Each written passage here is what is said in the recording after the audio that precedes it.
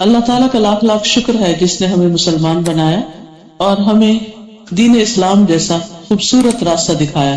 اسلام جس کا مطلب ہی پیس ہے، امن ہے، اور اس پر چلنے والے، اس راستے کو اختیار کرنے والے حقیقت میں امن میں آتے ہیں. دنیا میں بھی انسان نفس مطمئنہ حاصل کرتا ہے، کیونکہ جب وہ اپنے رب کی رضا کے مطابق زندگی بسر کرتا ہے تو اس کے اندر کسی قسم کی ندامت یا گلٹ نہیں ہوتی، کوئی غم اور خوف نہیں ہوتا. وہ اپنے رب کی رضا کے مطابق جب کام کرتا ہے تو موت کے وقت بھی اس کو جو فرشتے جان لینے کے لیے آتے ہیں آ کر سلام کرتے ہیں اور نفس مطمئنہ کہہ کے اس کو پکارا جاتا ہے.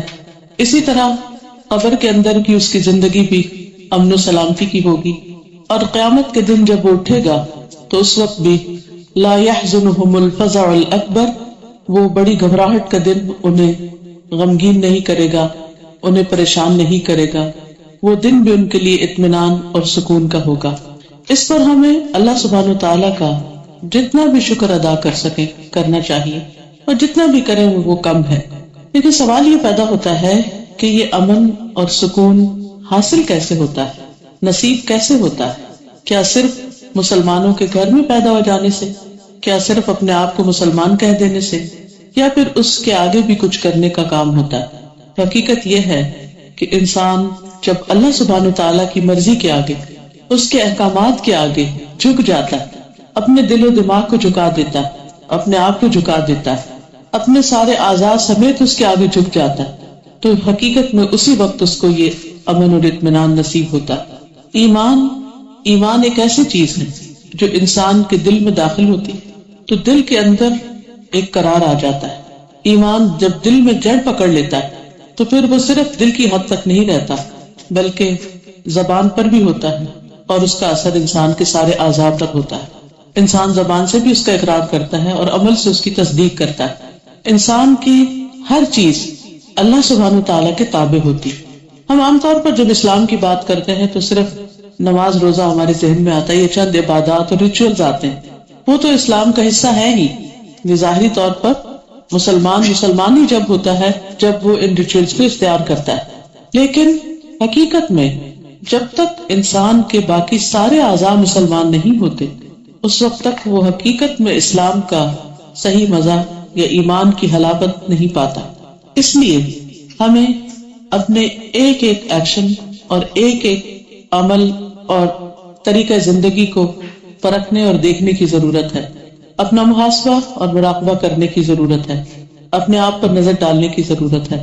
اپنے کان، آنکھیں اور دل، ان سب کی حفاظت کی بھی ضرورت ہے، کیونکہ ان السمع والبصر والفؤاد کل اولئک کان عنہ مسئولا، بے شک کان، آنکھیں اور دل ان سب کے بارے میں سوال کیا جائے گا. یعنی قیامت کے دن ان کے استعمال کے بارے میں ہم سے پوچھا جائے گا کہ ہم نے کانوں سے کیا سنا، ہم نے اپنی آنکھوں سے کیا دیکھا، اور ہمارے دل میں کس قسم کے خیالات تھے، ہمارے دل کی حالت کیا تھی، اس میں ایمان تھا یا نفاق تھا، یقین تھا یا شک تھا، اللہ سبحانہ تعالیٰ کے بارے میں کیا گمان تھا، اس کے بندوں کے بارے میں گمان کیسے تھے. کیونکہ انسان کا محاسبہ صرف اس کے ظاہری اعمال پر نہیں ہوگا، اس کے دل کے اعمال پر بھی ہوگا، اعمال القلوب پر بھی ہوگا. اس لیے دل کی حفاظت بھی نہایت ضروری ہے. لیکن دل کی حفاظت اس وقت ہوتی ہے جب انسان اپنی آنکھ اور کان کی حفاظت کرتا ہے، کیونکہ یہ ونڈوز ہیں دل کے. جو انسان آنکھ سے دیکھتا ہے وہ اس کے دل میں جاتا ہے، جو کان سے سنتا ہے وہ اس کے دل میں جاتا ہے، اور پھر جو کچھ دل میں ہوتا ہے وہ زبان کے راستے باہر آتا ہے. اس لیے ہم سب کو اپنے بولے جانے والے الفاظ اور اپنی زبان کے استعمال پر ضرور شک رکھنا چاہیے اور اس کی حفاظت کرنی چاہیے. یعنی اپنی زبان کی حفاظت کرنی چاہیے، کیونکہ زبان ایک ایسی چیز ہے جو انسان کے اندر کی نمائندگی کرتی کہ انسان حقیقت میں کیا ہے، وہ کون ہے، وہ کیسا ہے. جب تک کوئی شخص خاموش ہے ہمیں نہیں پتا کہ وہ کیسا ہے. بظاہر دیکھنے میں وہ کتنا بھی انوسینٹ نظر آ رہا ہو، وہ کتنا بھی اچھا نظر آ رہا ہو، لیکن اس کی اچھائی کا پتہ کہاں سے چلے گا؟ جب وہ بولے گا. کہ جب وہ بولتا ہے تو کیا بولتا ہے، کیسے بولتا ہے، کیسی بات کرتا ہے، دوسرے سے کس طرح پیش آتا ہے، کس طرح کلام کرتا ہے. تو کلام کو یا گفتگو کو ہماری زندگی میں بہت زیادہ اہمیت حاصل ہے. اس لیے آج میں چند باتیں زبان کی حفاظت کے بارے میں کروں گی، کیونکہ اسی پر ہمارے ایمان کی مضبوطی، ہمارے دین کی سلامتی، ہماری نجات کا انحصار ہے۔ صوبان رضی اللہ عنہ سے مروی ہے کہ رسول اللہ صلی اللہ علیہ وسلم نے فرمایا، خوشخبری ہے اس کے لیے جس نے اپنی زبان پر قابو پا لیا، یعنی جس نے اپنی زبان کو کنٹرول کر لیا اور اسے اس کے گھر میں کشادگی اور گنجائش دی، یعنی اس کی ضروریات پوری کرنے کے لیے اس کا اپنا ہی گھر کافی ہے، اور وہ اپنے گناہ پر رویا۔ تو بیسیکلی اس حدیث میں 3 چیزوں کے بارے میں پتہ چلتا ہے کہ جس کے پاس یہ 3 چیزیں ہوں وہ دراصل خوش قسمت ہے، اس کے لیے خوشخبری ہے۔ اور اس میں سے اہم ترین چیز انسان کا اپنی زبان پر قابو پانا ہے۔ زبان پر قابو پانے سے اور زبان کی حفاظت سے انسان کے عیبوں کی ستر پوشی ہوتی، اس کے عیب چھپتے ہیں، اس کے گناہ چھپتے ہیں، کیونکہ بہت سی چیزیں جو دل میں ہوتی ہیں اگر انسان اپنے دل کی اصلاح کرتا رہے اور زبان پر ان کو نہ لائے تو انسان کا تزکیہ ہوتا رہتا ہے، لیکن جب وہ بول دیتا ہے تو وہ صرف بات اس کے اپنے تک نہیں رہتی، اس کے اثرات دوسروں پر بھی پڑتے۔ اسی لیے رسول اللہ صلی اللہ علیہ وسلم نے فرمایا، جس نے اپنے غصے پر قابو پا لیا اللہ تعالیٰ اس سے اپنا عذاب روک لے گا، اور جس نے اپنی زبان کی حفاظت کی اللہ تعالیٰ اس کے عیبوں پر پردہ ڈال دے گا، یعنی اس کو رسوا نہیں کرے گا، اس کی کوتاہیاں اور اس کی برائیاں جو ہیں وہ دوسروں سے چھپی رہے گی، اس کے لیے رسوائی کا سبب نہیں بنے گی۔ براء ابن عازب رضی اللہ عنہ سے مروی ہے کہ نبی صلی اللہ علیہ وسلم کی خدمت میں ایک دیہاتی آیا اور کہنے لگا، یا رسول اللہ صلی اللہ علیہ وسلم، مجھے کوئی ایسا عمل بتا دیجئے جو مجھے جنت میں داخل کرا دے، کیونکہ جنت نعمتوں کا گھر ہے، انسان کے لیے ہمیشہ ہمیشہ کی خوشیوں کا ٹھکانہ ہے۔ تو وہ لوگ جو رسول اللہ صلی اللہ علیہ وسلم پر ایمان لائے تھے ان کے اندر آخرت کا ایسا ہی یقین تھا جیسے کسی کو یہ یقین ہو کہ صبح کے وقت سورج نکلتا ہے اور اس کی روشنی ہوتی، اور اس میں کسی کو جب سورج روشن ہو جاتا ہے تو کسی کو شک نہیں رہتا۔ تو انہیں آخرت پر یقین تھا، لہٰذا ان کی ساری فکروں کا محور بدل گیا، ان کے غم دنیا کے غم نہیں رہے، ان کی فکریں صرف دنیا کی فکریں نہیں رہی۔ ہم میں سے آج اکثریت کے غم کیا ہوتے ہیں کہ ہمارا اپنا کوئی گھر نہیں، ہم نے ابھی تک گھر نہیں خریدا، ہماری کوئی چھت نہیں، ہمارا اپنا ٹھکانہ نہیں، پتہ نہیں کب مالک نکال دیں، لیکن اس سے آگے کم ہی سوچتے کہ کل کیا ہوگا جو ہمیشہ کی زندگی ہوگی۔ لیکن وہاں ایک عام سمجھ رکھنے والا انسان بھی دنیا سے زیادہ اپنی آخرت کی فکر کرنے لگا۔ وہ دیہاتی شخص تھا، کوئی بہت پڑھا لکھا نہیں تھا، لیکن آگے سوال بہت اچھا کیا، کہنے لگا ایسا کام بتائیے کہ میں جنت میں چلا جاؤں۔ نبی صلی اللہ علیہ وسلم نے فرمایا، بات تو تم نے بہت مختصر کی ہے، بہت چھوٹی سی بات کی، بہت چھوٹا سا سوال ہے، لیکن ہے بہت لمبا چوڑا۔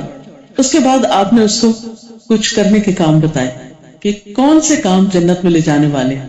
فرمایا، تم اکیلے پورا غلام آزاد کر دو یا غلام کی آزادی میں اس کی مدد کر دو، زیادہ دودھ دینے والی اونٹنی اور مال کا عطیہ ایسے رشتہ دار کو دو جو ظالم ہو، یعنی ظالم رشتہ دار جو تمہارے ساتھ زیادتی کرتا ہے اس کو تم بہترین تحفہ دو، زیادہ دودھ دینے والی اونٹنی دو، یعنی نکمی نہیں دو، اور صرف تحفہ نہیں، بہترین تحفہ۔ آپ سوچئے کہ بظاہر بڑا مشکل کام ہے، انسان اس کو دینے میں تو خوشی محسوس کرتا ہے جو ہمارے ساتھ اچھا سلوک کرے، لیکن اس کے ساتھ تو ہم جو ہمارے ساتھ اچھا نہ ہو یا ہماری مرضی کے مطابق کام نہ کرے، اس کے ساتھ تو ہم 2 اچھے بول بھی نہیں بول سکتے، سارا اخلاق دھرے کا دھرا رہ جاتا ہے، ساری محبت رفو چکر ہو جاتی ہے، سب کچھ ختم ہو کے رہ جاتا ہے۔ لیکن یہاں آپ دیکھیے کہ ایسا نسخہ بتایا جا رہا ہے جو واقعی نفرتوں کو محبت میں بدل دے۔ عموماً رشتے داروں کو شکوہ شکایت رہتی، ان شکوہ شکایات کو کیسے دور کیا جا سکتا ہے؟ حسن سلوک کے ذریعے۔ اور حسن سلوک کیسے کیا جا سکتا ہے؟ دوسرے کی ضرورت پوری کر کے، اور دوسرے کی ضرورت وہ ضرورت جو روز کی ضرورت ہے۔ اب دودھ پینا روز کی ضرورت ہے تو بہترین ہدیہ، بہترین تحفہ دودھ دینے والی اونٹنی۔ فرمایا، اگر تم میں اس کی طاقت نہ ہو، یعنی تمہارے پاس اتنا مال نہیں کہ تم اونٹنی دے سکتے ہو، تو بھوکے کو کھانا کھلا دو، پیاسے کو پانی پلا دو، نیکی کا حکم دو، برائی سے روکو۔ اگر یہ بھی نہ کر سکو تو اپنی زبان کو خیر کے علاوہ بند کر کے رکھو، یعنی زبان کو کنٹرول کر لو، ساری نیکیاں اس میں شامل ہو جائیں گی۔ بڑی بڑی نیکیوں کا سرا ہے زبان کا صحیح استعمال۔ آپ صلی اللہ علیہ وسلم نے یہ بھی فرمایا، اللہ تعالیٰ اس بندے پر رحم کرے جس نے کوئی بات کی تو فائدے کی اور اگر وہ خاموش رہا تو سلامت رہا۔ یعنی اگر کوئی اچھی بات ہے، ضرورت کی بات ہے تو وہ بولتا ہے، ورنہ خاموشی اختیار کرتا ہے، کیونکہ خاموشی میں انسان کے لیے سلامتی ہے۔ سفیان رضی اللہ عنہ سے مروی ہے کہ ایک آدمی نے عرض کیا، یا رسول اللہ صلی اللہ علیہ وسلم، مجھے اسلام کے حوالے سے کوئی بات بتا دیجئے کہ اس کے بعد مجھے کسی سے کچھ پوچھنے کی ضرورت نہ رہے، یعنی کوئی عمل، کوئی کام، کوئی اچھا سا کوئی نسخہ بتا دیجئے کہ بس پھر میں اس کو پکڑ لوں، وہ کام کرتا رہوں۔ آپ صلی اللہ علیہ وسلم نے فرمایا، کہو کہ میں اللہ پر ایمان لایا، پھر اس پر ثابت قدم رہو، شک میں نہ پڑنا۔ پھر اس نے پوچھا، اچھا میں کس چیز سے بچوں؟ کرنے کا کام تو آپ نے بتا دیا، لیکن بچوں کس چیز سے؟ تو آپ صلی اللہ علیہ وسلم نے اپنی زبان کی طرف اشارہ کیا، اس کے شر سے بچو، اس کا صحیح استعمال کرو۔ آپ نے اس وقت اس کو نمازوں کی بات نہیں کی، روزے کی بات نہیں کی، صدقے خیرات کی بات نہیں کی، زبان کی حفاظت کی بات کی۔ کیونکہ بعض اوقات انسان تہجد بھی پڑھتا ہے، نفل بھی پڑھتا ہے، صدقہ خیرات بھی کرتا ہے، بڑے بڑے نیکی کے کام کرتا ہے، لیکن ایک بات ایسی کرتا ہے کہ دوسرے کا دل توڑ کے رکھ دیتا ہے، دوسرے کے ساتھ بدتمیزی کرتا ہے، دوسرے کے ساتھ بد اخلاقی کا سلوک کرتا ہے۔ تو آپ دیکھیے کہ آپ کی نماز، آپ کا صدقہ خیرات، آپ کی نیکیاں تو آپ کے اپنے لیے ہیں، کسی دوسرے کو تو اس سے کوئی فائدہ نہیں پہنچے گا۔ اگر آپ تہجد کے لیے اٹھتے ہیں تو آپ کو فائدہ ہے نا، کسی کو کیا فائدہ اس سے؟ لیکن اگر آپ اپنی زبان سے کسی کو تکلیف نہیں دیتے تو یہ اس سے بھی بڑی نیکی ہو جاتی ہے، اور اگر آپ تکلیف دیتے ہیں تو آپ کے تہجد بھی ضائع ہو سکتے ہیں، آپ کا صدقہ خیرات بھی برباد ہو سکتا ہے اگر آپ اپنی زبان سے دوسروں کو تکلیف دیتے۔ اور بعض اوقات کوئی تکلیف بہت بڑی نہیں ہوتی، بڑی چیز سے نہیں ہوتی، بعض اوقات چھوٹی چھوٹی باتیں دوسروں کا دل توڑنے کے لیے بہت کافی ہوتی۔ وہ کون سی باتیں، وہ کون سی چیزیں؟ ہر انسان اپنے پہ لے کر دیکھ سکتا ہے کہ خود اس کو کن باتوں سے تکلیف ہوتی، دوسروں کی کون سی باتیں اسے اچھی نہیں لگتی۔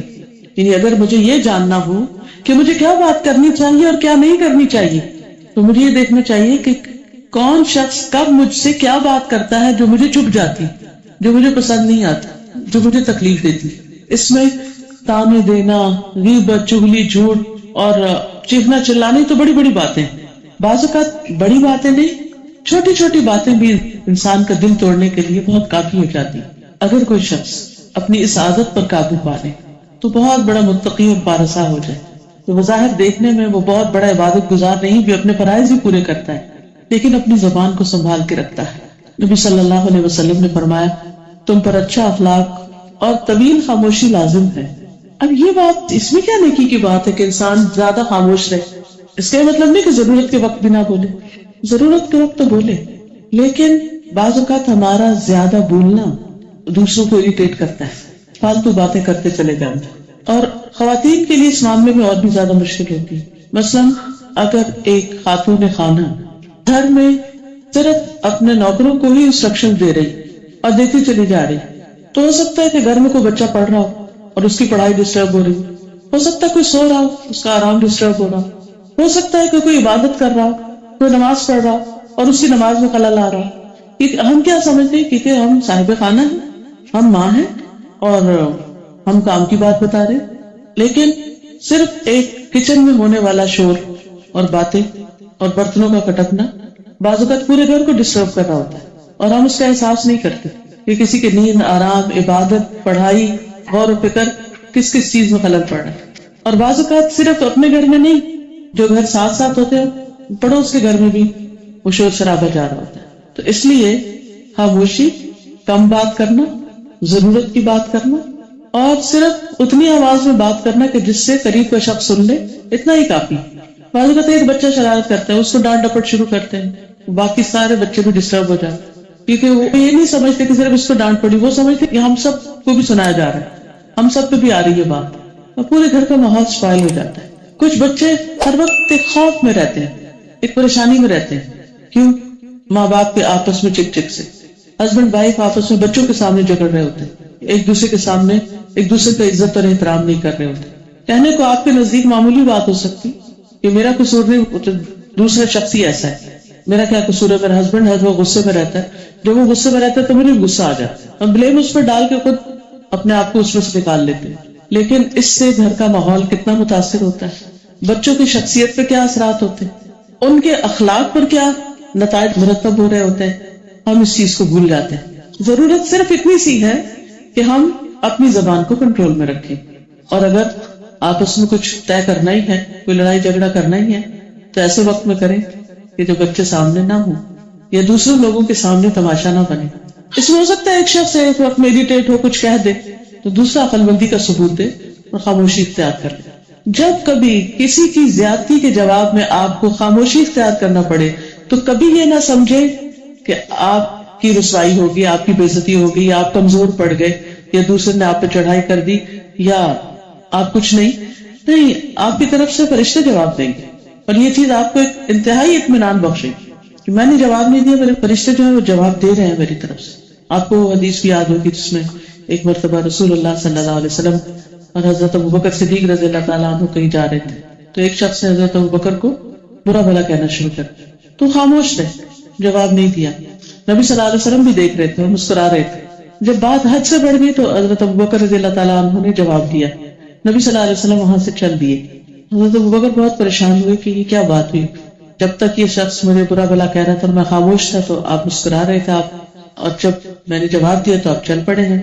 تو آپ سے جب انہوں نے پوچھا تھا آپ نے فرمایا کہ جب تم خاموش تھے تو فرشتہ جواب دے رہا اور جب تم بول پڑے تو فرشتہ چلا گیا, شیطان بیچ میں آ گیا, اور جہاں شیطان آ جائے وہاں میں نہیں رہتا. اور یہ حقیقت ہے کہ غصے کا جواب غصے سے, اینٹ کا جواب پتھر سے, لڑائی جھگڑے فتنے فساد, لان تان, الزام تراشی, معلوم نہیں کیا کچھ. اور یہ وہ باتیں ہیں جو تقریباً ڈیلی بیسس پر میں لوگوں کے مسائل جو سننے میں آتے ہیں مجھے ان میں یہ شامل ہوتی ہے کہ گھر ایک جہنم بنا ہوا ہے, کبھی کسی کے بارے میں, کبھی شوہر کے بارے میں, کبھی ساس کے بارے میں, کبھی نند کے بارے میں, کبھی کسی اور کے بارے میں شکایت ہے. اور انتہائی تکلیف ہوتی ہے کہ بعض اوقات لوگ اللہ سے نہیں ڈرتے اور چھوٹی چھوٹی بات کو بہت بڑا ایشو بنا لیتے ہیں. یہ ساری چیزیں ظلم میں بھی شامل ہو جاتی ہیں اور ان کا حساب اور جواب دینا ہوگا. ایک اور حدیث میں عبداللہ بن مسعود فرماتے ہیں مجھے ذات کی قسم جس کے علاوہ کوئی اور معبود برحق نہیں, روئے زمین پر زبان سے زیادہ لمبی قید و بند کی محتاج کوئی اور چیز نہیں. یعنی سب سے زیادہ جس کو لاک اپ میں رکھنا چاہیے, بند کر کے رکھنا چاہیے, وہ انسان کی زبان ہے. رسول اللہ صلی اللہ علیہ وسلم نے فرمایا جب تک تم خاموش رہو گے سلامت رہو گے, جب تم بولو گے تو یا تمہارے حق میں لکھا جائے گا یا تمہارے خلاف لکھا جائے گا, کیونکہ ہر لفظ ریکارڈ ہو رہا ہے. ما يلفظ من قول الا لديه رقیب عتید, کوئی لفظ اس کی زبان سے نہیں نکلتا مگر ایک حاضر باش نگران موجود ہوتا ہے جو فوراً کرام کاتبین اس کو لکھ لیتے ہیں. پھر اسی طرح کم بولنے کو ایمان کی علامت بھی قرار دیا گیا. آپ صلی اللہ علیہ وسلم نے فرمایا حیا اور عجز ایمان کے دو شعبے, اور یہاں عجز سے مراد دل کا عجز نہیں بلکہ زبان کا عجز, یہ زبان کو بند رکھنا, قلت الکلام, کم گفتگو کرنا. نبی صلی اللہ علیہ وسلم کے جو اخلاق اور کردار کی خوبیاں ہمیں پتہ چلتی ہیں ان میں سے ایک یہ بھی ہے کہ آپ صلی اللہ علیہ وسلم کثرت سے اللہ کا ذکر کرنے والے تھے.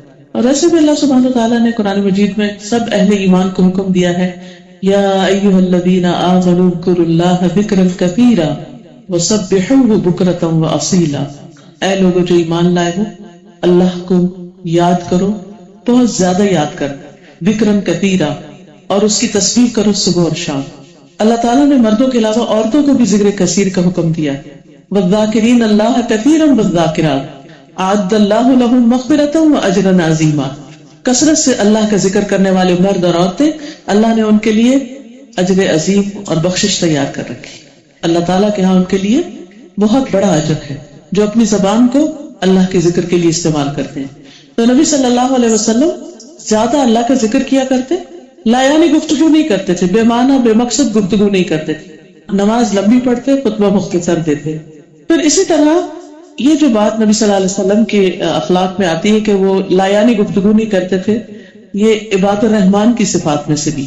اللہ تعالیٰ کے جو پیارے بندے ہوتے ہیں, محبوب بندے ہوتے ہیں, ان کی خوبیوں میں سے ایک خوبی قرآن مجید میں یہ بتائی گئی کہ والذین لا یشہدون الزور واذا مروا باللغو مروا کراما, اور وہ جو جھوٹ میں شریک نہیں ہوتے اور جب لغو سے گزرتے ہیں تو باعزت طریقے سے گزر جاتے ہیں, یعنی فضول باتوں میں حصہ ہی نہیں لیتے. سورۃ المومنون میں جو کامیاب ترین لوگ ہیں ان کی صفات بیان کرتے ہوئے اللہ تعالیٰ فرماتے ہیں قد افلح المؤمنون الذین هم فی صلاتهم خاشعون والذین هم عن اللغو معرضون, یقیناً کامیاب ہو گئے مومن جو اپنی نماز میں خشوع و خضوع اختیار کرتے ہیں, عاجزی اختیار کرتے ہیں, اور وہی جو لغو سے منہ موڑنے والے. یعنی بیہودہ کلام سے، فضول باتوں سے، لایانی باتوں سے اجتناب کرتے ہیں۔ رسول اللہ صلی اللہ علیہ وسلم نے فرمایا ایک نماز کے بعد دوسری نماز کہ ان دونوں کے درمیان کوئی لغو نہ ہو، علیین میں اندراج کا باعث ہے۔ سورۃ المطففین آپ نے پڑھی ہوگی، اس میں آتا ہے کلا ان کتاب الابرار لفی علیین وما ادراک ما علیون کتاب مرقوم یشہدہ المقربون۔ کلا ہرگز نہیں، ان کتاب الابرار بے شک نیک لوگوں کا اعمال نامہ لفی علیین علیین میں ہوگا، بلند مقام پر ہوگا۔ اور وہ کیسا ہے اعمال نامہ؟ وما ادراک ما علیون، اور تمہیں کیا خبر کہ علیون کیا ہے؟ کتاب مرقوم، لکھی ہوئی کتاب ہے، یعنی نیک لوگوں کا اعمال نامہ۔ یشہدہ المقربون، جسے مقرب فرشتے دیکھتے رہتے ہیں، یعنی مقرب فرشتے بھی ایسے لوگوں سے اور ان کے اعمال سے محبت کرتے ہیں کہ جو اپنی زبانوں کا استعمال محتاط طریقے سے کرتے ہیں۔ اور اس میں خاص طور پر یعنی لغو باتیں کیا ہیں؟ لوگوں پر، چیزوں پر بے جا کے تبصرے، غیر ضروری باتیں۔ رسول اللہ صلی اللہ علیہ وسلم نے فرمایا جب تم میں سے کوئی اپنے مسلمان بھائی کے پاس داخل ہو پھر وہ اسے اپنے کھانے میں سے کھلائے تو وہ کھائے اور اس کے بارے میں سوال نہ کرے، اور اگر وہ اپنے مشروب میں سے کچھ پلائے تو اسے چاہیے کہ اس میں سے پی لے اور اس کے بارے میں سوال نہ کرے۔ سوال نہ کرنے کا کیا مطلب ہے؟ کھانے کے بارے میں عام طور پہ سوال کیا ہو سکتا ہے؟ اچھا یہ تمہارا حلال کمائی سے ہے یا حرام سے ہے، یا اس قسم کے سوال کہ تم نے صاف ستھرے طریقے سے پکایا ہے یا احتیاط نہیں برتی۔ جیسے بھی تو پوچھی جا سکتی ہے کیونکہ وہ تو ایک علم ہے، نفع مند علم ہے۔ ایسے سوال کہ جس میں انسان کچھ سیکھ رہا ہو کسی سے، اس کے بارے میں منع نہیں کیا گیا۔ جی ایسا سوال مراد ہے کہ جس کے کرنے سے دوسرے کو تکلیف ہو۔ بعض اوقات جو خواتین خود نہیں پکاتی، ان کے گھر میں کوئی کوک ہوتا ہے، یا بعض اوقات باہر سے آرڈر کر دیتے تو پتہ بھی ہوتا ہے کہ یہ خود نہیں پکاتی، پھر پوچھتے کس نے پکایا، کہاں سے منگوایا، وغیرہ وغیرہ، جو دوسرے کے لیے بعض اوقات امبیرسمنٹ کا سبب بھی بنتا ہے۔ کھانے کی تعریف کرنا، اس پر شکر ادا کرنا، کھلانے والے کا شکریہ ادا کرنا، یہ سب چیزیں تو اچھے اخلاق میں شامل ہیں، لیکن بلا وجہ ایسی بات کرنا کہ جو دوسرے کے لیے اذیت کا باعث ہو، اس سے اجتناب کرنا چاہیے۔ اور پھر بلا وجہ کے تبصرے اور کمپیریزن اور اس موقع پر اپنی خوبیاں بیان کرنے لگنا، اس طرح کی چیزوں سے گریز کرنا چاہیے۔ نبی صلی اللہ علیہ وسلم کے سامنے جب کھانا رکھا جاتا، اگر آپ کو پسند آتا تو کھا لیتے، اور اگر آپ کو پسند نہ ہوتا تو چھوڑ دیتے، اس کے نقص نہیں نکالتے تھے۔ اسی طرح اور لغو باتیں جو بعض اوقات غیبت بھی بن جاتی ہیں، وہ کیا ہو سکتی ہیں؟ معاذ بن جبل سے روایت ہے کہ صحابہ نے رسول اللہ صلی اللہ علیہ وسلم کے پاس ایک آدمی کا ذکر کیا اور کہا جب تک اسے کھلایا نہ جائے وہ کھاتا نہیں، جب تک اسے سوار نہ کیا جائے وہ سوار نہیں ہوتا۔ آپ نے فرمایا تم لوگوں نے اس کی غیبت کی۔ میں دوبارہ جملہ دہراتی ہوں کہ صحابہ نے رسول اللہ صلی اللہ علیہ وسلم کے پاس ایک آدمی کا ذکر کیا کہ فلاں آدمی وہ اسے جب تک کھلایا نہ وہ کھاتا نہیں، جب تک سوار نہ کرائے وہ سوار نہیں ہوتا، یعنی بڑے ناسمجھ ہے، اس کی ناسمجھی کی کچھ بات کی۔ آپ صلی اللہ علیہ وسلم نے فرمایا تم لوگوں نے اس کی غیبت کی، اور وہ یہ کہہ سکتے تھے کہ وہ تو ہے ہی ایسا، ہم تو بالکل سچی بات کر رہے ہیں۔ عام طور پر جب ہم کسی کی برائی کرتے ہیں تو کہتے ہیں بالکل سچ کہہ رہے ہیں، جھوٹ نہیں کہہ رہے، وہ ہے ہی ایسا، یہی تو غیبت ہے۔ اور اگر وہ ایسا نہیں اور آپ کہہ رہے ہیں پھر تو بہتان ہے۔ صحابہ نے کہا اللہ کے رسول صلی اللہ علیہ وسلم جو اس میں ہے ہم نے وہی بیان کیا ہے، یہ بالکل وہی جواب ہے جو عام طور پر ہمارا ہوتا ہے نا ایسے موقع پر۔ آپ نے فرمایا تمہیں یہی کافی ہے کہ تم اپنے بھائی کے عیب کا ذکر کرو جو اس میں ہے، یعنی غیبت ہونے کے لیے یہی کافی ہے کہ تم اس کے عیب کی نشاندہی کرو۔ تو بہرحال زبان ایک ایسی چیز ہے کہ جو انسان کے لیے نیک اعمال میں اضافے کا ذریعہ بھی بہت ہے اور برے اعمال میں اضافے کا بھی ذریعہ، ہلاکت کا ذریعہ بھی ہے۔ نبی صلی اللہ علیہ وسلم نے فرمایا ہر آدمی کی انتہائی بابرکت اور انتہائی منحوس چیز اس کی اپنی زبان، انتہائی بابرکت بھی، کیونکہ جب انسان ذکر کرتا ہے، اللہ کی تسبیح بیان کرتا ہے، یہ بڑے بڑے نیک اعمال پر بھاری ہو جاتا ہے۔ مثلاً ایک دفعہ الحمدللہ کہنا میزان کو بھر دیتا ہے، لا الہ الا اللہ کہنا میزان میں سب سے وزنی چیز بن جاتا ہے، یعنی جو ہمارا نام اعمال جب تولا جائے گا تو اس وقت کی بات ہے۔ یعنی چھوٹا چھوٹا ذکر جو ہے وہ اتنی بڑی خیر کا سبب بن جاتا ہے، انسان کے لیے آخرت میں نجات کا سبب بن جاتا ہے۔ اور اسی طرح چھوٹی چھوٹی غلط باتیں جو ہیں وہ انسان کو جمع ہو کر انسان کی تباہی کا باعث بن جاتی ہیں۔ آپ صلی اللہ علیہ وسلم نے یہ بھی فرمایا کہ ابن آدم کی اکثر خطائیں اس کی زبان کی وجہ سے ہوتی۔ اب دیکھیے کہ ہاتھوں سے کتنی دفعہ آپ کسی کی پٹائی کرتے ہیں، یہ کسی کو کچھ لگاتے ہیں، ہارڈلی زیادہ کسی بچے کے ساتھ کبھی چھوٹا موٹا کچھ کر دیا ہو، لیکن آپ اپنے بڑوں کو، اپنے دوستوں کو، اپنے بہن بھائیوں کو آپ ہاتھوں سے تو کوئی تکلیف نہیں دیتے. زیادہ تکلیف کس چیز سے ہوتی؟ زبان ہی سے ہوتی. حضرت عمر نے حضرت ابوبکر رضی اللہ تعالیٰ عنہ کو دیکھا کہ وہ اپنی زبان نکال کے کھینچ رہے تھے. تو حضرت عمر نے پوچھا، اے اللہ کے رسول صلی اللہ علیہ وسلم کے خلیفہ، آپ یہ کیا کر رہے ہیں؟ یا خلیفۃ رسول اللہ، آپ کیا کر رہے ہیں؟ انہوں نے کہا، یہ مجھے ہلاکت گاہوں کی طرف لے جاتی ہے. رسول اللہ صلی اللہ علیہ وسلم نے فرمایا، جسم کا ہر حصہ زبان کی تیزی کی شکایت کرتا ہے اور ہر روز اس کے آگے ہاتھ جوڑتا ہے کہ تو ہمارے بارے میں اللہ سے ڈر. تو سیدھی رہی تو ہم بھی سیدھے رہیں گے، اور تو بھٹک گئی تو ہم بھی بھٹک جائیں گے. اسی طرح گفتگو میں بے احتیاطی جو ہے، یہ نفاق کی علامت ہے.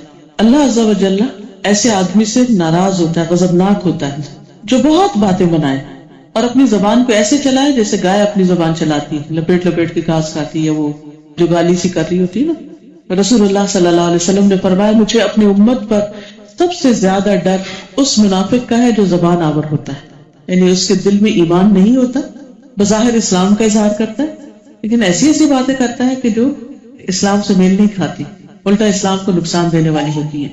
پھر اسی طرح رسول اللہ صلی اللہ علیہ وسلم نے فرمایا، ان قریب میری امت میں ایسے لوگ ہوں گے جو طرح طرح کے کھانے اور رنگ برنگے مشروب طلب کریں گے، طرح طرح کے کپڑے پہنیں گے اور گفتگو میں بے احتیاطی برتیں گے، طرح طرح کی سواریوں پر سوار ہوں گے. وہ میری امت کے بدترین لوگ ہوں گے. یعنی بظاہر جو ان کا لائف سٹائل ہوگا بہت ہی پوش ہوگا، لیکن زبان صحیح استعمال کرنے والے نہیں. اسی طرح ایک غلط بات بعض اوقات انسان کی ساری زندگی کی عبادت کو ضائع کرنے کا سبب بن جاتی ہے. ایک شخص نے دوسرے کے بارے میں کہا، اللہ کی قسم اللہ تمہاری مغفرت نہیں کرے گا، اللہ تمہیں نہیں بخشے گا، یا یہ کہا کہ اللہ تمہیں جنت میں داخل نہیں کرے گا. تو ان دونوں کی روحیں قبض کر لی گئی، دونوں فوت ہو گئے.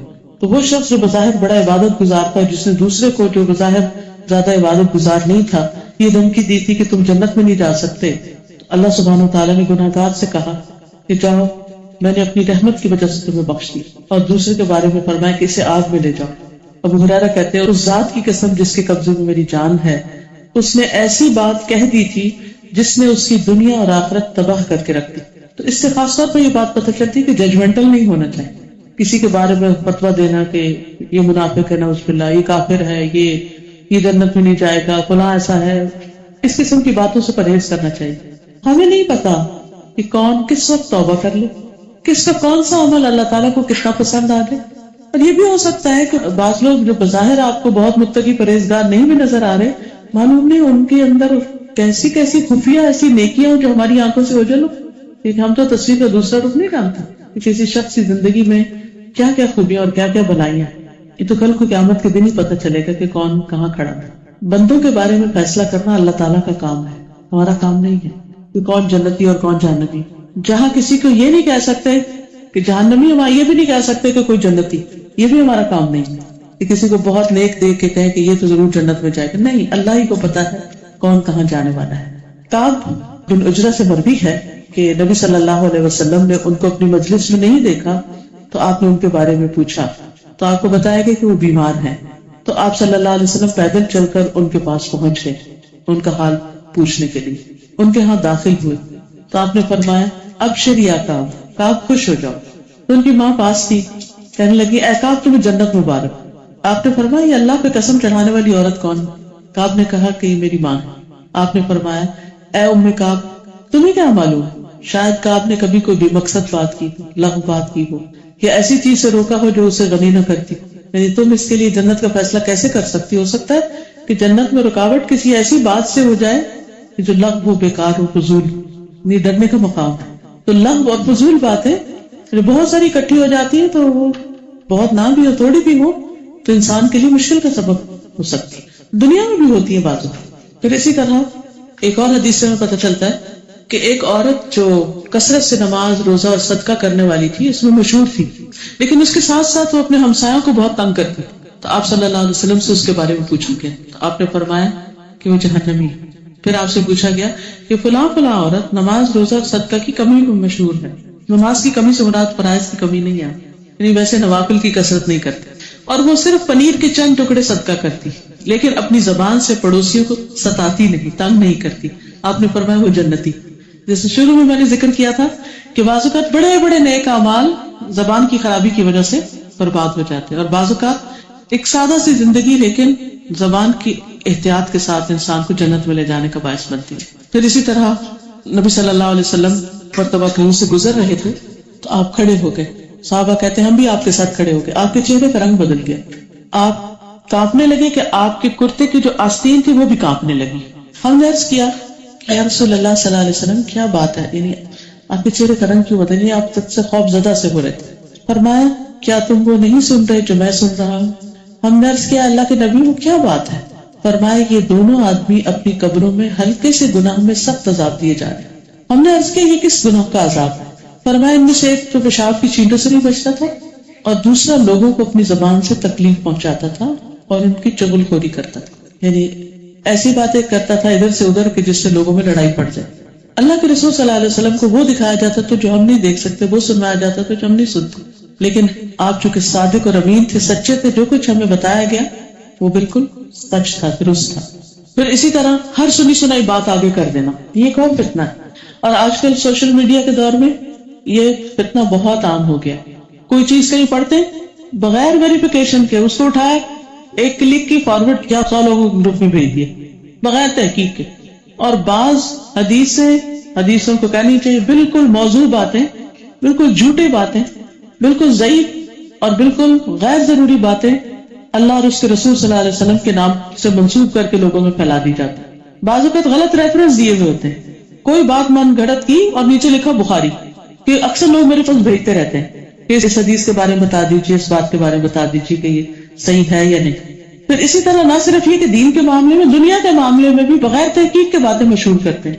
اس میں آپ دیکھیے کہ جیسے بعض ایسی میلز یا ایسے میسیجز ہوتے ہیں جس میں کوئی بڑی بڑی آفرز دی ہوئی ہوتی ہیں اور ان کی کوئی حقیقت نہیں ہوتی, ایسے لوگوں کو بیوقوف بنایا ہوتا ہے. ایک پڑھتا ہے اس کو آگے کر دیتا ہے. بعض اوقات وائرسز کی خبریں ہوتی, کوئی حقیقت نہیں ہوتی اس میں. بعض اوقات جھوٹی تصویریں بنا کے ان کو منسوب کر دیا جاتا ہے کہ یہ نبی صلی اللہ علیہ وسلم کا روضہ مبارک. پچھلے دنوں ایک تصویر گھوم پھر رہی تھی کہ یہ نبی صلی اللہ علیہ وسلم کی قبر مبارک کی تصویر, حالانکہ کوئی قبر کی تصویر, یہ نبی صلی اللہ علیہ وسلم کا بال ہے, کیونکہ آپ کے پاس کیا تحقیق, کہاں لکھا ہوا کہ آپ ہی کا بال. اسی طرح من گھڑت باتیں لوگوں کے اندر پھیلا دینا, مشہور کر دینا اور دین کا حلیہ یعنی بدل دینا, ان چیزوں سے بھی پرہیز کرنا چاہیے. آپ صلی اللہ علیہ وسلم نے فرمایا کسی شخص کے جھوٹا ہونے کے لیے اتنا ہی کافی ہے کہ وہ ہر سنی سنائی بات کو آگے کر دے. اس کے علاوہ جو چیزیں اس زبان سے کرنا حرام ہے ان میں سے غیبت, چغلی, عیب جوئی, یعنی دوسروں کو آر دلانا, دوسروں کے نقص چننا. تمہیں کھانے کا سلیقہ نہیں, تمہیں پکانے کا سلیقہ نہیں, تمہیں چلنے کا سلیقہ نہیں, تمہیں بیٹھنا نہیں آتا, تمہیں اٹھنا نہیں آتا, تمہیں یہ نہیں آتا, وہ نہیں آتا. ہر وقت عیب چننا, ہر وقت دوسروں پر نظر رکھنا کہ کہاں کس کی غلطی ہے اور اس کی غلطیوں کو پھر بار بار اسے جتلانا. کتنے ہی گھر اس سے ٹوٹ جاتے ہیں, کتنے ہی دلوں میں آپس میں ٹوٹ پڑ جاتی, کتنی محبتیں نفرتوں میں بدل جاتی صرف ان باتوں کی وجہ سے کہ لوگ ایک دوسرے کے عیب چنتے رہتے ہیں. نبی صلی اللہ علیہ وسلم نے فرمایا اگر تمہیں کوئی شخص برا بھلا کہے اور وہ تمہیں تمہاری کسی بات پر جو وہ جانتا ہو آر دلائے تو تم اس کے عیب پر جو اس میں اسے آر مت دلانا, بلا شبہ اس کا وبال اسی پر ہوگا. پھر اسی طرح جب کوئی فوت ہو جائے تو اس کے عیب نہیں بیان کرنے چاہیے کیونکہ وہ اس کے خلاف گواہی جاتی. پھر کسی کو تانا نہیں دینا چاہیے. ویل لکل ہمزۃ لمزہ, بڑی ہلاکت ہے بہت تانا دینے والے, بہت عیب لگانے والے کے لیے. نبی صلی اللہ علیہ وسلم نے فرمایا مومن لان تان کرنے والا فحش کو بےہودہ گو نہیں ہوتا, یعنی گالی گلوچ وغیرہ نہیں کرتا. کسی پہ لعنت نہیں کرنی چاہیے کیونکہ جو کسی پر لعنت کرتا ہے تو گویا وہ اس کا خون کر دیتا ہے, یعنی اس کو مار ڈالتا ہے. اسی طرح کسی کی بے عزتی کرنا, آبرو ریزی کرنا, لوگوں کے اندر اس کے عیب پھیلانا, ان سب چیزوں سے بھی پرہیز کرنا چاہیے. مجلسوں میں بیٹھ کے دوسروں کا مذاق اڑانا, پھر لڑائی جھگڑا کرنا, گالی گلوچ کرنا. نبی صلی اللہ علیہ وسلم نے فرمایا 2 گالی گلوچ کرنے والے 2 شیطان ہیں جو ایک دوسرے کی آبرو ریزی کرتے ہیں اور جھوٹ بولتے ہیں. پھر اسی طرح چھوٹی چھوٹی بات میں جھگڑا شروع کر دینا, بحث شروع کر دینا, مقابلہ شروع کر دینا. نبی صلی اللہ علیہ وسلم نے فرمایا اللہ کے ہاں سب سے زیادہ ناپسندیدہ وہ شخص ہے جو سخت جھگڑالو ہے, ہر بات میں لڑنے کو تیار, سیدھے منہ بات نہ کرے. قرآن مجید میں آتا ہے کہ جہنمیوں سے پوچھا جائے گا کہ ما سلککم فی سقر, تمہیں جہنم میں کیا چیز لے گئی؟ قالوا لم نک من المصلین, وہ کہیں گے ہم نماز پڑھنے والوں میں سے نہیں تھے, ہم نماز نہیں پڑھتے تھے. ولم نک نطعم المسکین, اور ہم مسکین کو کھانا نہیں کھلاتے تھے, بھوکے کو کھانا نہیں دیتے تھے, اس کی فکر نہیں کرتے.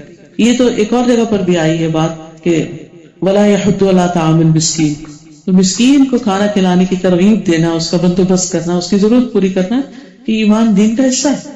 وَكُنَّا نَخُوضُ مَعَ الْخَائِضِينَ، اور ہم بحث کرنے والوں کے ساتھ مل کے بحث کیا کرتے، تو بحث کرنا، جواب در جواب دینا، ہر بات کا جواب تیار رکھنا، خواہ باتوں کو بڑھاتے چلے جانا، ان چیزوں سے بھی بچنا چاہیے۔ پھر اسی طرح بہتان تراشی، پھر فحش گفتگو، بے حیائی پر مبنی، فحش شعر و شاعری۔ قرآن مجید میں آتا ہے انما حرم ربی الفواحش، بے شک میرے رب نے فواحش کو حرام قرار دیا، بےہودہ باتوں کو، فحش باتوں کو، یعنی شرمناک باتوں کو، ان چیزوں کو ہمارا دین سخت ناپسندیدہ قرار دیتا ہے، خواہ وہ شعر و شاعری کی شکل میں ہو یا وہ عام گفتگو کی شکل میں ہو۔ پھر اسی طرح ان چیزوں سے بچنے کے لیے ضروری ہے کہ انسان زبان کا صحیح استعمال سیکھے، اور اس صحیح استعمال میں سب سے بہترین چیز اللہ کا ذکر ہے۔ وَاذْكُرُوا اللَّهَ كَثِيرًا لَعَلَّكُمْ تُفْلِحُونَ، اللہ کو کثرت سے یاد کرو تاکہ تم فلاح پاؤ۔ نبی صلی اللہ علیہ وسلم نے فرمایا تمہاری زبان ہر وقت اللہ کے ذکر سے تر رہے۔ پھر تلاوت قرآن، جو انسان کے لیے زمین پر نور کا سبب ہے اور آسمان میں ذخیرہ، خیر کی بات، اچھی بات دوسرے کو بتانا، خواہ دین کی ہو یا دنیا کی۔ بعض اوقات خیر کی بات بذات خود خیر ہوتی ہے، اور بعض اوقات فائدے کی بات خیر کی بات ہوتی ہے۔ پھر اچھی بات سے دوسرے کو خوش کرنا، جھوٹ سے نہیں لیکن اچھی بات کر کے۔ نبی صلی اللہ علیہ وسلم نے فرمایا مومن کو خوش کرنا، اس کا قرض ادا کرنا، اس کی ضرورت پوری کرنا، اس سے کسی مصیبت کو دور کرنا افضل اعمال میں سے ہے۔ پھر اس طرح بچوں کو خوش کرنے کے لیے پیار سے اچھے الفاظ بولنا، جیسے نبی صلی اللہ علیہ وسلم زینب کو، جو ام سلمہ کی بیٹی تھی، زینب کہہ کے پکارا کرتے تھے، اور بچوں کی زبان میں ان کے لباس کی تعریف کرنا، ان کو دعا دینا۔ پھر اسی طرح بچوں کو، بیوی کو، دوستوں کو اچھے الفاظ میں، اچھے ناموں سے پکارنا۔ انسان جب اچھی گفتگو کرتا ہے تو شیطان کے وار سے محفوظ رہتا ہے، کیونکہ شیطان ہمیشہ گفتگو کے ذریعے جھگڑوں کو بڑھا دیتا ہے۔ قرآن مجید میں آتا ہے قل لعبادی یقولوا التی ہی احسن، میرے بندوں سے کہیے وہ بات کریں جو سب سے اچھی ہو، ان الشیطان ینزغ بینہم، کیونکہ شیطان ان کے درمیان جھگڑا ڈلوا دیتا ہے۔ ان الشیطان کان للانسان عدوا مبینا، شیطان انسان کا کھلا دشمن۔ یہ جو عموماً جھگڑے، لڑائیاں، فساد ہوتے ہیں، اس کی بنیاد، اس کی جڑ بات ہی ہوتی ہے۔ پھر اچھی بات صدقہ بھی ہوتی ہے، جیسے حدیث میں آتا ہے اچھی بات آگ سے بچا سکتی ہے۔ فرمایا جہنم سے بچو، خواہ کھجور کا ٹکڑا صدقہ کر کے، اور اگر وہ بھی نہ پاؤ تو اچھی بات کر کے۔ پھر اسی طرح درجات کی بلندی، کہ بعض اوقات انسان ایک اچھی بات کرتا ہے اور اس کو پتہ بھی نہیں ہوتا، اور اس کی وجہ سے اس کا اثر وہاں تک ہوتا ہے کہ قیامت کے دن تک کے لیے اللہ تعالیٰ اس کے لیے رضامندی لکھ لیتا ہے۔ پھر اچھا کلام بخشش کو واجب کرنے والا ہے، سلامتی کے ساتھ جنت میں لے جانے والا ہے۔ نبی صلی اللہ علیہ وسلم نے فرمایا جنت میں ایسے بالا خانے ہیں جن کا اندرونی حصہ باہر سے ہی نظر آتا ہے، جیسے شیشے کے گھر۔ اس زمانے میں تو ایسی بلڈنگ نہیں ہوا کرتی تھی، تو آپ صلی اللہ علیہ وسلم نے جنت کا نقشہ کھینچتے ہوئے یہ فرمایا کہ ان کے اندر ان کے باہر سے نظر آ رہا ہوگا، اور اندر سے باہر نظر آ رہا ہوگا۔ تو ایک دیہاتی نے پوچھا کہ یا رسول اللہ صلی اللہ علیہ وسلم یہ گھر کس کے لیے ہے؟ تو آپ نے فرمایا اس شخص کے لیے جو اچھی بات کرے، کھانا کھلائے، اور جب لوگ رات کو سو رہے ہوں تو صرف اللہ کے لیے نماز ادا کرے۔ پھر اسی طرح اچھی گفتگو کے ہمارے جسم پر، صحت پر بھی اچھے اثرات مرتب ہوتے ہیں۔ پھر اسی طرح انسان جب مثلا بیماری کو برا بھلا نہیں کہتا تو وہ بیماری اس کے لیے اجر و ثواب کا باعث بن جاتی ہے۔ پھر اس طرح غصے کے موقع پر اگر انسان اعوذ باللہ کہتا ہے تو غصہ ظاہر ہو جاتا ہے۔ چوٹ لگنے پر اگر بسم اللہ پڑھتا ہے اس کا اثر ظاہر ہو جاتا ہے۔ پھر اسی طرح بری گفتگو کا بھی اثر ہوتا ہے۔ تو بہرحال اچھی گفتگو میں ایک تو یہ کہ اس کا کانٹینٹ صحیح، اور دوسرا یہ کہ طریقہ درست ہو، جیسے بات کرتے ہوئے گفتگو میں ٹھہراؤ ہو کہ دوسرے کو بات سمجھ میں آ جائے، بہت تیز تیز نہ بولا جائے کہ دوسرے کے لیے بوجھ بن جائے، عام فہم گفتگو کی جائے، مشکل الفاظ نہ بولے جائے، سامنے والے کے صلاحیت کو سامنے رکھ کے بات کی جائے۔ پھر یہ کہ مختصر بات کی جائے، لمبی چوڑی بات سے دوسروں کے کان نہ کھائے جائے۔ پھر اسی طرح بحث مباحثے سے اجتناب، برائی کا جواب اچھائی سے یا خاموشی سے، غصے اور مذاق میں حق بات، سچ بات، مزاح میں بھی سچ بات۔ یہ وہ چیزیں ہیں کہ جو انسان کی فلاح اور کامیابی کا ذریعہ بنتی ہے۔ تو اللہ تعالیٰ سے دعا ہے کہ وہ ہمیں اپنی زبان کو صحیح معنوں میں اپنے لیے خیر و بھلائی کا باعث رکھنے اور خیر میں آگے بڑھنے کا ذریعہ بنائے۔